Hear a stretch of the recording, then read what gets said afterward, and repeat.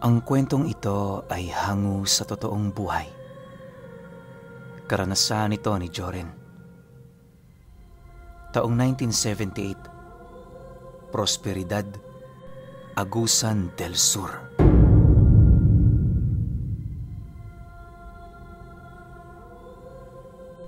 Isang kilalang mamamastol ng mga kambing at baka ang pamilyang pinagmula ni Joren.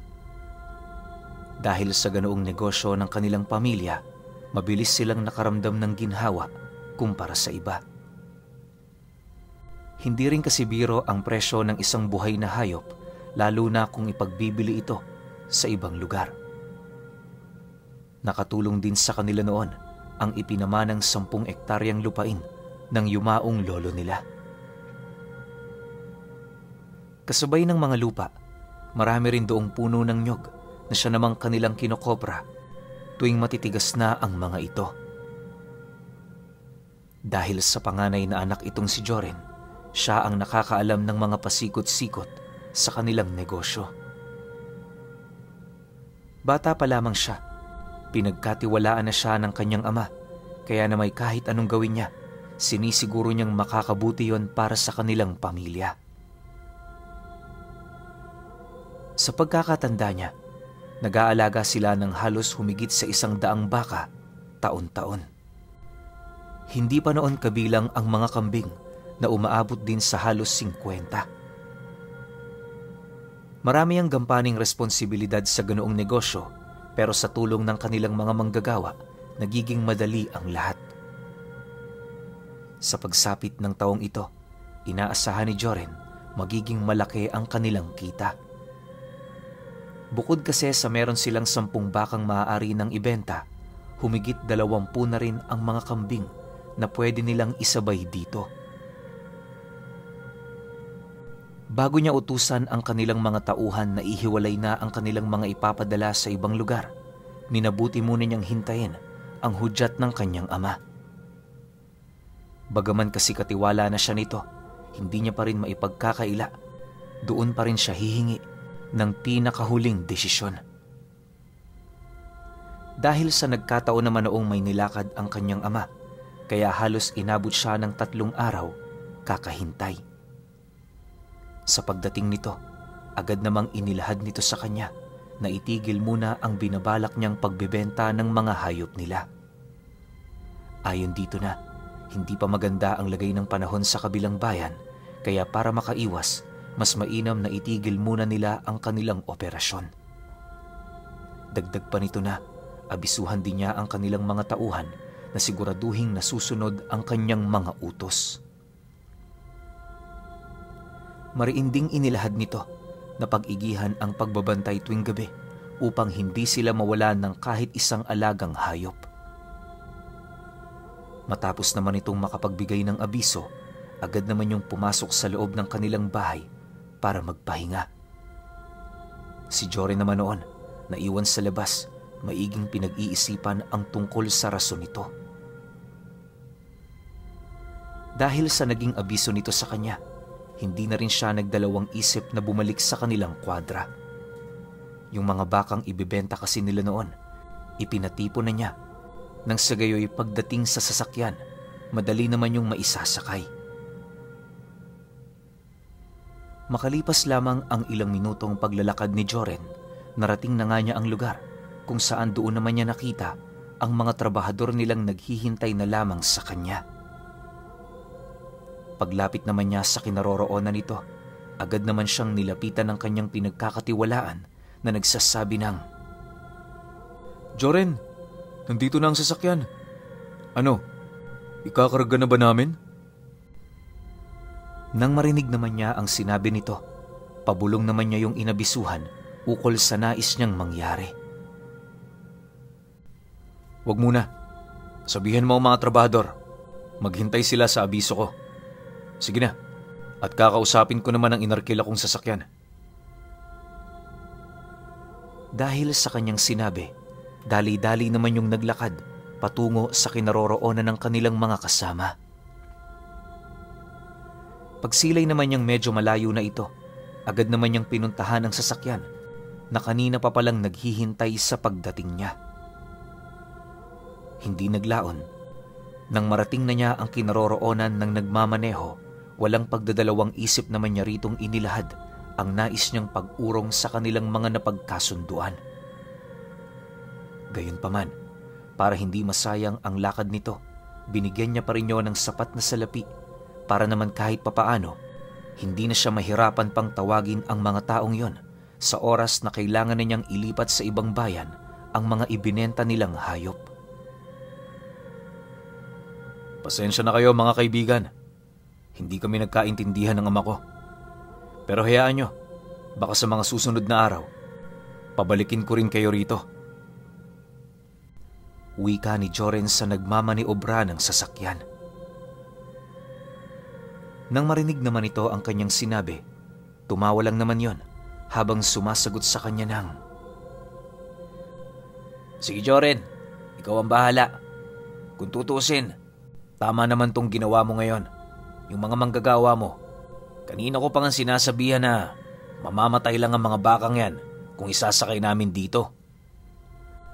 Alam mo kasi, malapit sa may bayugan, merong usap-usapang kumakalat ukol sa nilalang na pumapatay ng mga hayop.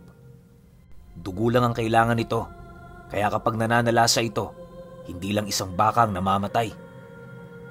Marami na roon ang katulad ninyong nalugi. Sa isang gabi lang, ubus ang halos 20 nilang alaga. Kung ako sa inyo, magbantay na rin kayo rito. Hindi natin alam, baka sa mga susunod na araw, nakapasok na sila sa lugar ninyo. O siya, sige na Joren, mauna na kami. Pakisabi sa tatay mo, salamat kamo sa ibinigay niya." Matapos naman itong makapagsalita, dali-dali naman yung umalis sa kanilang lugar. Nang si Joren na lamang ang naiwan doon, mariin naman niyang pinag-isipan ang tungkol sa sinabi nito. Makalipas pa ang ilang minuto, minabuti na niyang bumalik sa kwadra para naman kahit papaano mabigyan na niya ng abiso ang mga manggagawa nilang magbabantay sa gabi. Minabuti na rin muna niyang huwag ilahad ang tungkol sa kanyang mga nalaman para naman kahit papaano hindi yon magdulot ng takot sa parte ng kanilang mga manggagawa. Naniniwala siya, makakasama ito dahil kapag takot na ang umiral, wala na yung magiging pakialam sa mga bagay na dapat nitong bantayan. Nang marating na niya ang lugar, agad naman niya doong inilahad ang mga bagay-bagay. Matapos yan, dali-dali naman siyang bumalik sa kanilang tahanan para kausapin ng masinsinan ang kanyang ama. Naniniwala noon si Joren na wala na siyang ibang dapat makausap pa kundi ang kanilang padre de pamilya. Sa pagpasok niya sa loob ng kanilang bahay, nadatnan niya yung nagkakape kasama ang 3 albularyo sa kanilang lugar. Pagsilay naman ito sa kanyang pagdating, agad naman siya nitong kinawayan, hudyat na pinapalapit siya nito. Dahil sa pagtawag ng kanyang ama, tahimik naman siya doong lumapit at umupo sa may bandang parte ng albularyong kausap nito. Pagkaraan pa ng ilang minutong pag-uusap ng 3, tuluyan na nga yung napatahimik. Nang mapagtanto naman ni Joren na pagkakataon na niya yung makapagsalita, hindi na siya nag-alangan pang ilahad sa kanyang ama ang nais niyang sabihin. Sa kanilang pag-uusap, pansin na pansin naman niya na tila bang umiiwas ito sa mga katanungan niya. Minsan hindi rin siya nito iniimik na para bang hindi nito naririnig ang mga katagang kanyang inilalahad. Dahil sa pangyayaring yon, naglakas loob ng magtanong itong si Joren kung meron ba yung itinatago sa kanya. "Tay, hindi na ho ako bata para ganyan-ganyanin ninyo. Ano hong silbi ko bilang katiwala ninyo kung wala akong kaalam-alam sa mga nangyayari? 25 anyos na ho ako. Huwag niyo naman akong ituring na inosente." Seryosong wika ni Joren sa kanyang ama. Nang marinig naman ito ang sinabi niya, bigla namang napakunot ang noo nito habang iritableng sumasagot sa kanya ng, "Bakit? Sinabi ko bang bata ka pa? Kung may gusto kang malaman, maghintay ka. Wag dito, Joren. Alam mong ayaw kong malaman ng mga kapatid at nanay mo ang problema natin sa negosyo. Mamaya, pagkatapos ng hapunan, pumunta ka sa silid ko. Doon na tayo mag-usap. Sige na, gawin mo na muna ang mga dapat mong gawin. Dahil sa sinabi ng kanyang ama, para naman siyang aso na walang pagdadalawang isip na sumunod sa utos nito. Aminado rin kasi siya noon na kapag nakikita niya ang ganoong pagmumukha ng kanyang ama, labis-labis na siyang nababahala. Bukod kasi sa disiplinado yung tao, hindi rin yun nagbibigay ng kahit na anong pabor sa mga anak nito sa tuwing yon ay nagagalit. Dagdag pa ni Joren na kung hindi siya doon umalis, paniguradong kastigo militar ang kanyang aabutin. Sa pagsapit ng gabi noong mismong araw, matyaga naman siyang naghintay sa pagtawag ng kanyang ama. Magbabandang 7:00 na noon nang tinawag siya sa silid nito. Pagpasok naman niya sa loob, bumungad yun sa kanyang umiinom ng alak. Upang mas maging makabuluhan ang kanilang usapan, pinili niyang sabayan yun sa pag-iinom.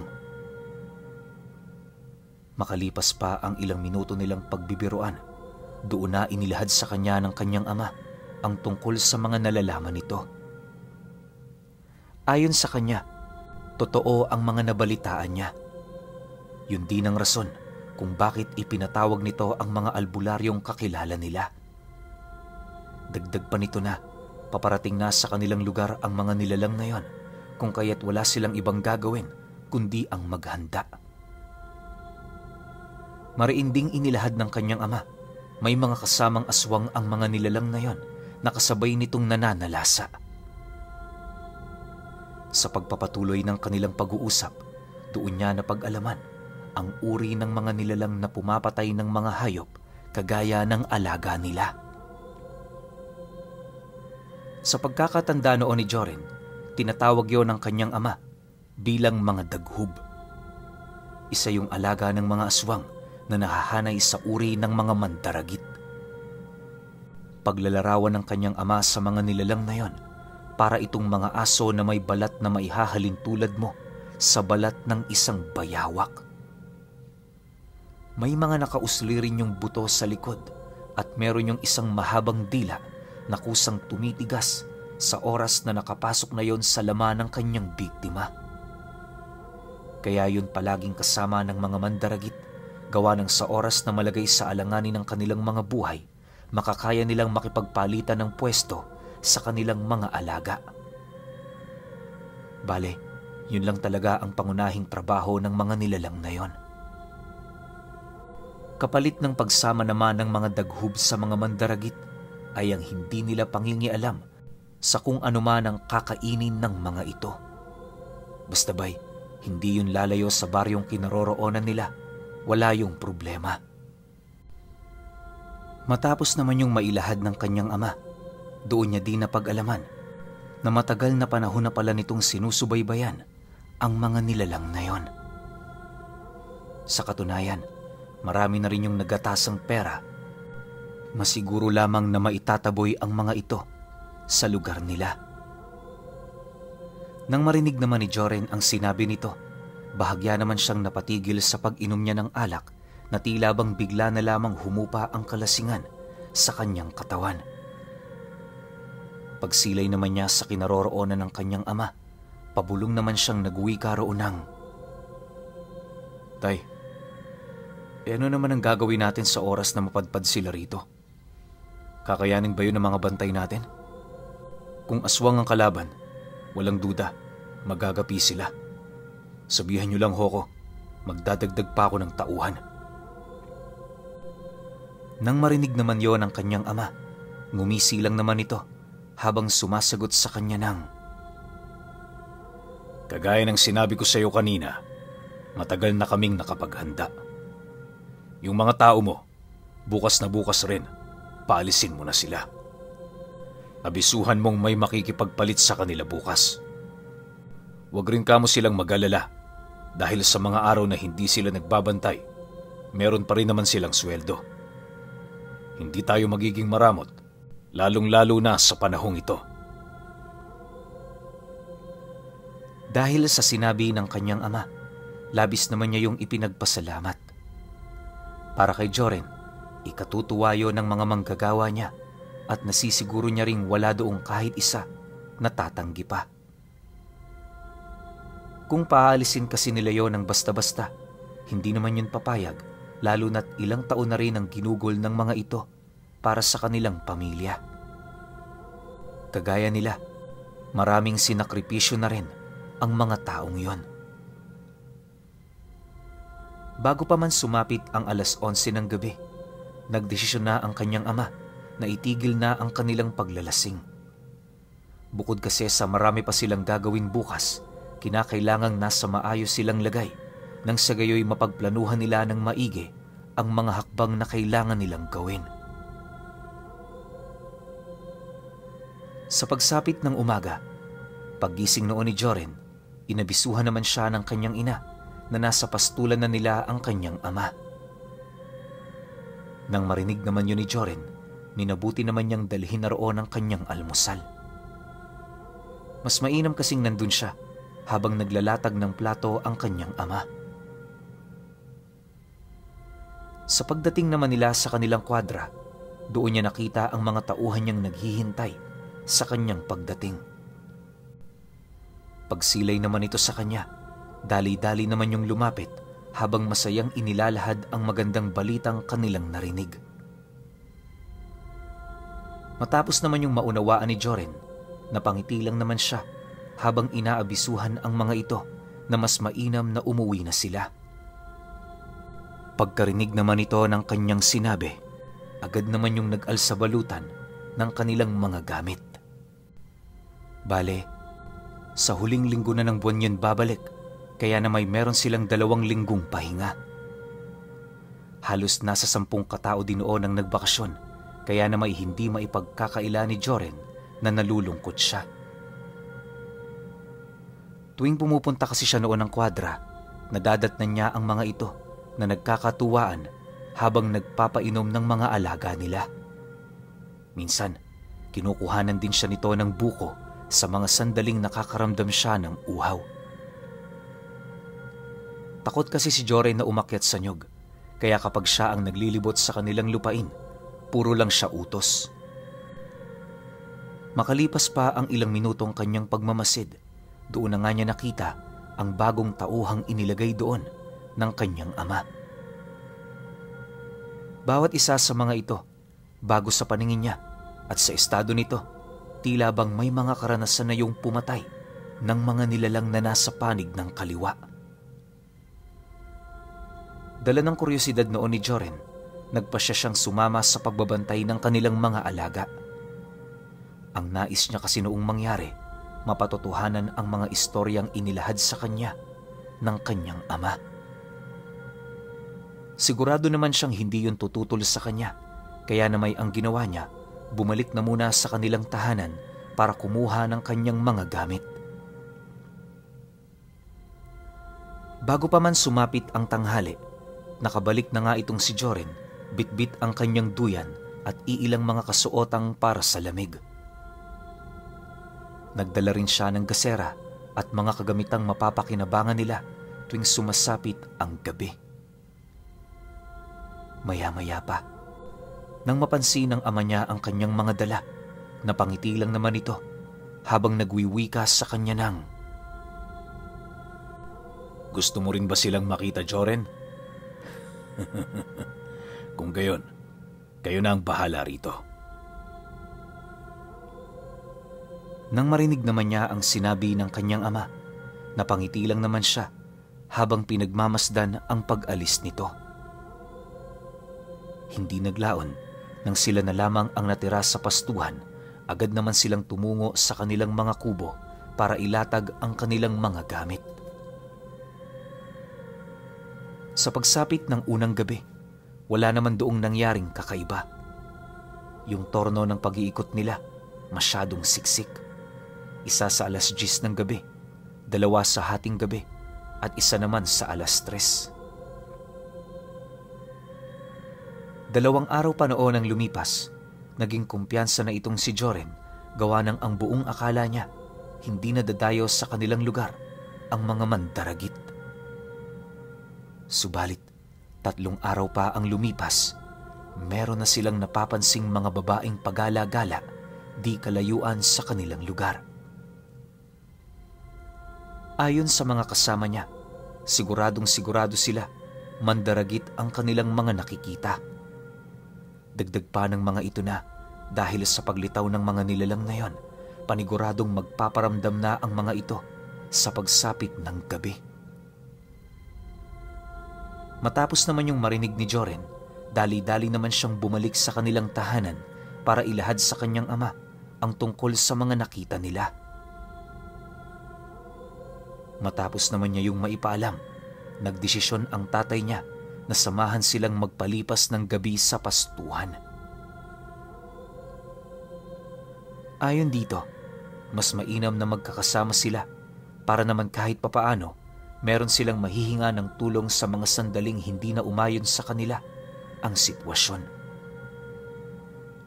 Para rin makasiguro, isinama din ito ang 2 pang albularyo. Sa pagsapit ng gabi noong mismong araw, bawat isa sa kanila maigi nang nakaantabay. Yung 8 nilang tauhan naghahasa na ng mga sundang habang sila naman nagmamasid sa buong paligid. Pagtungtong naman ng 9:00 ng gabi, bigla naman sila noong napatahimik matapos naman nilang marinig ang pag-atungal ng isang baka. Hindi nila mawari kung saan yun nanggagaling, pero sa tono ng atungal nito, parang kinakaladkad yun ng mga nilalang. Dahil dito, dali-dali naman silang lumabas sa kanilang pinagkukublian para maglibot. Bawat isa sa kanila, armado ng mga armas, handang pumatay ng kahit na sino na maaaktuhan nilang pumapatay sa kanilang mga alaga. Makalipas pa ang ilang minuto, nadapo na nga sila Joren sa parte ng kanilang lupain, kung saan pinaliligiran ng matataas na puno ng nyog. Pagsilay naman nila sa dulong bahagi nito, bigla namang nanlaki ang kanilang mga mata matapos nilang makita ang isang dambuhalang aso na merong napakahabang dila na nakabaon sa leeg ng bakang nakahandusay na sa lupa. Walang sabi-sabi, agad naman nilang sinugod ang nilalang na yon. At kasabay nito ang walang habas nila doong pagtaga sa iba't ibang parte ng katawan nito. Dahil sa pangyayari, pinakalat na rin ng ama ni Joren ang kanyang mga tauhan sa paligid para masigurong yun na ang huling bakang mamamatay noong mismong gabing yon.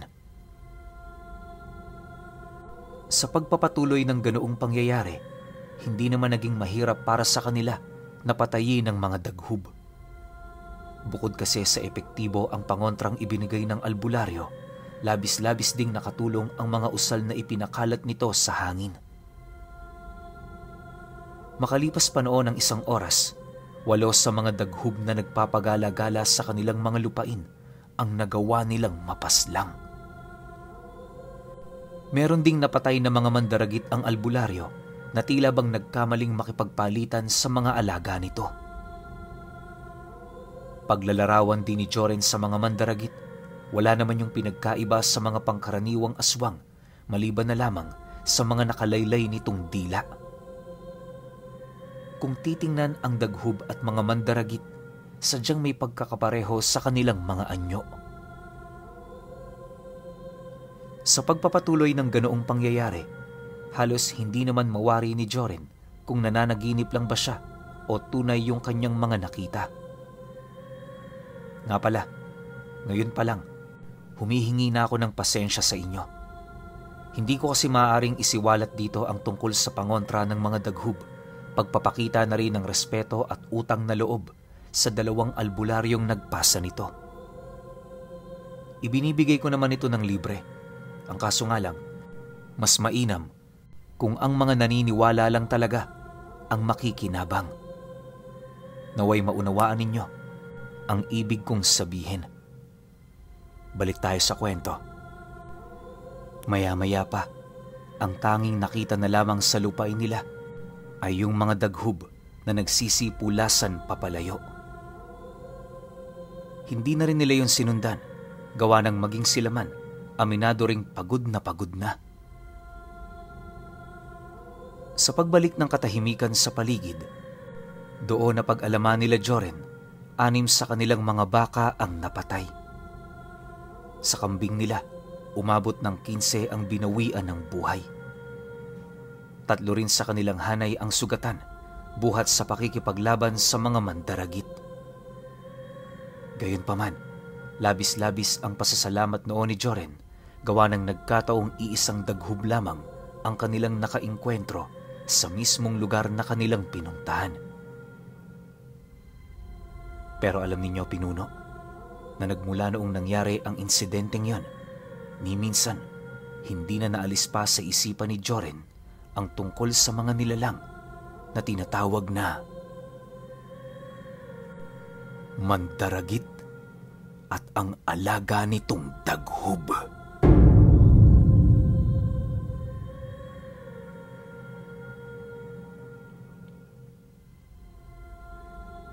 Okay, opinyon ko sa kwento. Medyo naguluhan lang ako dun sa dulong part, no? Kasi ang binanggit isang daghub. Pero marami silang nakalaban eh. Ano ba to? Nilalarawan niya na parang isang daghub. Yung parang kunyari isang uri, no? Pero marami silang nakainkwentro na ganito, no? Ngayon ko lang rin narinig to. Yung mandaragit, alam ko, common yun ang naririnig yan. Para rin yung talagang aswang na mahilig sumipsip ng dugo ng mga hayop. O kung hindi naman, alam ko pati mga sanggol. Yan yung gustong-gusto nilang kainin talaga. Yung sariwang karne tsaka dugo nun. Pero yun nga, yung ginagamit nilang parang camouflage tong daghub. Ang galing nun. Pero syempre, nakakatakot pa rin. 'Di ba? Paano kung isang beses nakita mo to sa sakahan ninyo, lalo na yung mga nakikinig sa akin dyan na merong farm, no? Kahit sabihin na nating manukan yan o kung ano man yan. Kasi hayop talaga tinatarget ng mga to eh. Anong gagawin nyo? 'Di ba? Pero parang mahina rin naman sila eh. Kasi isipin ninyo ang nilagay lang na pangontra ng mga albularyo mga pantigalgal o pantigalpo sa hangin. Tapos hindi na kinayang pasukin nyo ng mga daghub. 'Di ba? Hindi pa nga tinigalpo ng rekta eh. Pero kahit na ganon, tas kahit meron silang malalakas na tauhan, may iilan pa ring nasugatan. Syempre, hindi naman lahat yan manggagamot. Di naman lahat yan may alam sa lihim na karunungan eh. So para sa akin, match lang. Kaya siyang labanan ng ordinaryong tao. Nakadepende na lang yon kung malakas yung katawan ninyo o bata kayo sa trabaho. Pero kayo, kung may opinyon kayo sa kwentong ito, comment nyo lang sa baba. Yun lang. Hanggang sa susunod na kwento. Salamat.